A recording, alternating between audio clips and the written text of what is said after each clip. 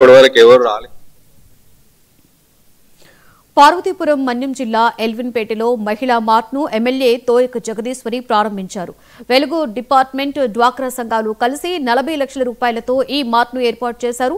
Agency ప్రాంతంలో మహిళా mart పెట్టడం వల్ల మహిళలకు ఎంతగానో ఉపయోగపడుతుందని ఎమ్మెల్యే అన్నారు. మహిళా మార్ట్లో నాణ్యమైన సరుకులు సరసమైన ధరలకే విక్రయించాలని వెలుగు అధికారులకు సూచించారు. ప్రతి ఒక్కరూ మహిళా మార్ట్ను సద్వినియోగం చేసుకోవాలి అన్నారు.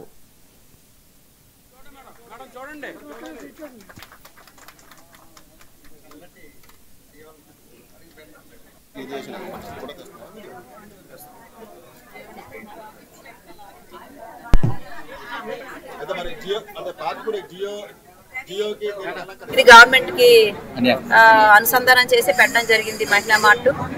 ఇక్కడ అంటే ఇది ఎప్పటి నుండో మా మహిళలందరూ కూడా ఎప్పుడు పెడతారా అన్నారు. ఈ రోజు వచ్చింది సమయం, ఈ రోజు పెట్టడం జరిగింది. కాబట్టి ఈ రోజు ఓపెన్ చేయడం జరిగింది మహిళా మార్ట్. కాబట్టి ప్రతి మహిళా సభ్యురాలందరూ కూడా ఇందులో భాగస్వామ్యులు. ఎందుకంటే ఇది గవర్నమెంట్ కి అనుసంధానంగా ఉంది కాబట్టి గవర్నమెంట్ ఎవరు మందే.